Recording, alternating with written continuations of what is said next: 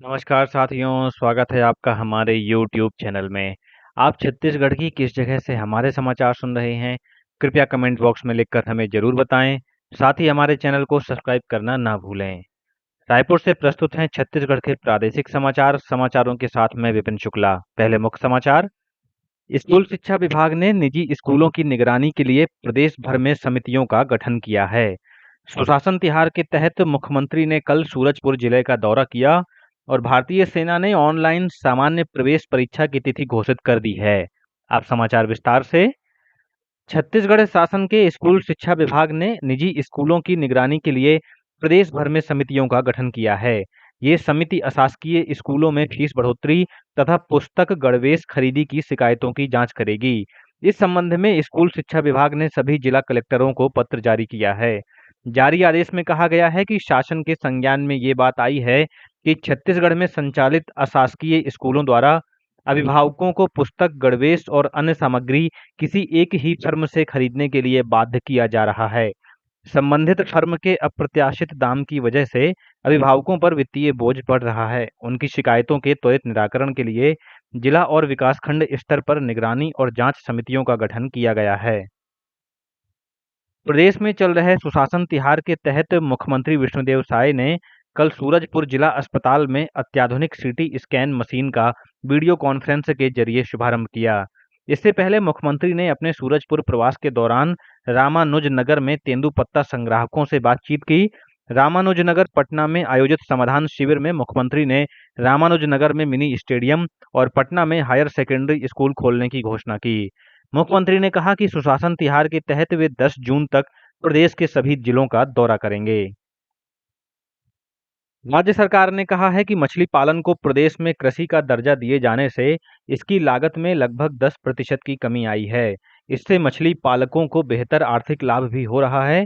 कल रायपुर में मछली पालन के वैज्ञानिक तकनीक पर आयोजित चिंतन शिविर को संबोधित करते हुए मछली पालन मंत्री रामविचार नेताम ने कहा कि प्रदेश के किसानों के लिए मछली पालन अब उनकी समृद्धि का साधन बन गया है।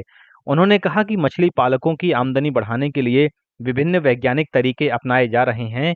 इसी कड़ी में गिफ्ट तिलापिया तकनीक के तहत रायपुर और कांकेर में विशेष क्लस्टर बनाए गए हैं। श्री नेताम ने कहा कि वर्ष 2028 तक तिलापिया मछली उत्पादन को 30,000 मीट्रिक टन पहुंचाने का लक्ष्य रखा गया है। इससे राज्य को लगभग 100 करोड़ रुपए का विदेशी राजस्व मिलने की संभावना है।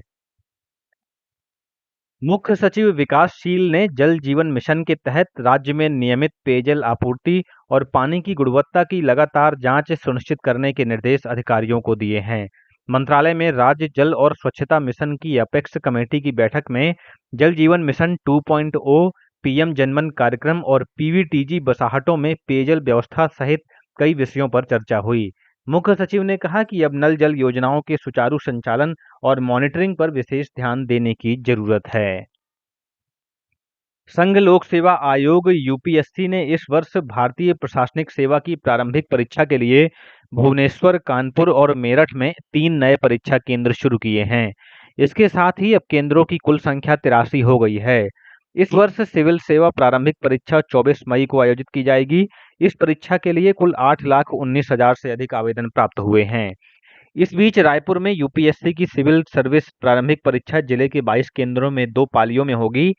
पहली पाली सुबह 9:30 बजे से 11:30 बजे तक और दूसरी पाली दोपहर 2:30 बजे से शाम 4:30 बजे तक संचालित होगी। परीक्षा में 8,449 अभ्यर्थी शामिल होंगे। भारतीय सेना ने ऑनलाइन सामान्य प्रवेश परीक्षा की तिथि घोषित कर दी है। ये ऑनलाइन परीक्षा आगामी 1 से 5 जून तक और इसके बाद 8 से 12 जून तक आयोजित की जाएगी। इसके लिए भिलाई, दुर्ग, रायपुर, बिलासपुर और जगदलपुर में कुल 10 परीक्षा केंद्र बनाए गए हैं, जहां हर दिन 3 से 4 पालियों में परीक्षा ली जाएगी। सभी पंजीकृत उम्मीदवार भारतीय सेना की आधिकारिक वेबसाइट पर जाकर अपना प्रवेश पत्र डाउनलोड कर सकते हैं। संस्कृति मंत्रालय ने वंदे मातरम फ्रेम्स राष्ट्रीय फिल्म निर्माण प्रतियोगिता के लिए प्रविष्टियां जमा करने की अंतिम तिथि 7 मई से बढ़ाकर 31 मई कर दी है। इस प्रतियोगिता का उद्देश्य राष्ट्र की साझा विरासत को पुनर्जीवित करना और उन आदर्शों के साथ एक नया जुड़ाव स्थापित करना है। ये प्रतियोगिता फिल्म निर्माताओं, रचनाकारों और नागरिकों को समकालीन प्रारूपों के माध्यम से वंदे मातरम की भावना को नए सिरे से प्रस्तुत करने के लिए प्रोत्साहित करती है। प्रतियोगिता 3 श्रेणियों में आयोजित की जा रही है, जिनमें रील्स, एआई आधारित फिल्में और लघु फिल्में शामिल हैं। विभिन्न श्रेणियों में 50 लाख रुपए तक के पुरस्कार दिए जाएंगे। केंद्र सरकार ने प्रधानमंत्री राष्ट्रीय बाल पुरस्कार के लिए आगामी 31 जुलाई तक नामांकन आमंत्रित किए हैं। इसके लिए 5 से 18 वर्ष तक के भारतीय नागरिक पात्र होंगे। ये पुरस्कार उन बच्चों को दिया जाता है जो वीरता, खेल, सामाजिक सेवा, विज्ञान, प्रौद्योगिकी, पर्यावरण, कला और संस्कृति के क्षेत्र में विशिष्ट कार्य करते हैं। नामांकन केवल राष्ट्रीय पुरस्कार पोर्टल पर ऑनलाइन माध्यम से ही स्वीकार किए जाएंगे। रायपुर के कृषि महाविद्यालय का 66वां स्थापना दिवस आज मनाया जाएगा। इस मौके पर वार्षिक समारोह के साथ ही महाविद्यालय के पूर्व छात्रों का सम्मेलन भी आयोजित होगा। कार्यक्रम के दौरान महाविद्यालय के पहले बैच के उन 3 विद्यार्थियों को सम्मानित भी किया जाएगा जो अब विभिन्न क्षेत्रों में विशिष्ट उपलब्धि प्राप्त कर चुके हैं। और अब पेश है मौसम का हाल। मौसम विभाग ने अगले 24 घंटों के दौरान रायपुर, बिलासपुर, रायगढ़, धमतरी, दुर्ग, कबीरधाम सहित राज्य के 14 जिलों के कुछ स्थानों में ग्रीष्म लहर चलने की संभावना व्यक्त की है। अगले 5 दिनों तक मध्य छत्तीसगढ़ के कुछ स्थानों पर ग्रीष्म लहर चल सकती है। इसके साथ ही अधिकतम तापमान में 1 से 3 डिग्री सेल्सियस की वृद्धि होने की संभावना है। धमतरी जिले के युवाओं को रोजगार के अवसर उपलब्ध कराने के लिए जिला प्रशासन और एक निजी संस्था के बीच समझौता ज्ञापन पर हस्ताक्षर किए गए हैं।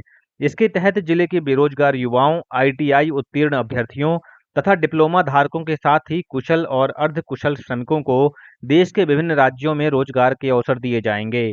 कलेक्टर अविनाश मिश्रा ने कहा है कि जिला प्रशासन युवाओं को स्थानीय और राष्ट्रीय स्तर पर बेहतर अवसरों से जोड़ने के लिए प्रयास कर रहा है। और अब कुछ अन्य समाचार संक्षेप में। बेमेतरा में पिछले 15 दिनों से चल रहा विकसित कृषि संकल्प अभियान संपन्न हो गया है। इस दौरान शिविरों के माध्यम से करीब 6000 किसानों को वैज्ञानिक खेती की जानकारी दी गई। रायपुर रेल मंडल द्वारा विश्व पर्यावरण दिवस अभियान के तहत 19 से 22 मई तक स्वच्छता और वेस्ट मैनेजमेंट पर विशेष जागरूकता अभियान आयोजित किया जा रहा है। भिलाई पुलिस ने नौकरी दिलाने के नाम पर करीब 7.5 लाख रुपए की ठगी के आरोपी को गिरफ्तार किया है। आरोपी को कल अदालत में पेश किए जाने के बाद न्यायिक रिमांड पर जेल भेज दिया गया। रायपुर के स्वामी विवेकानंद विमानतल के प्रतीक्षालय में 30 फीट ऊंची सीलिंग से गिरने के कारण एक मजदूर की मौत हो गई। पुलिस ने मामले की जांच शुरू कर दी है। जांजगीर चांपा जिले के अर्जुनी गांव में तालाब में डूबने से 8 और 9 वर्ष की 2 सगी बहनों की मौत हो गई। इसी जिले के खोखसा ओवरब्रिज के ऊपर बीती शाम तेज रफ्तार एक 4 पहिया वाहन के अनियंत्रित होकर पलट जाने से एक छात्र सहित 2 लोगों की मौत हो गई, वहीं एक अन्य छात्र घायल हो गया है। और दुर्ग स्थित Chhatrapati Shivaji institute of technology में आज 22 मई को जिला स्तरीय रोजगार मेला और प्लेसमेंट कैंप आयोजित किया जाएगा। इसी के साथ रायपुर से प्रसारित छत्तीसगढ़ के प्रादेशिक समाचारों का बुलेटिन समाप्त हुआ। नमस्कार।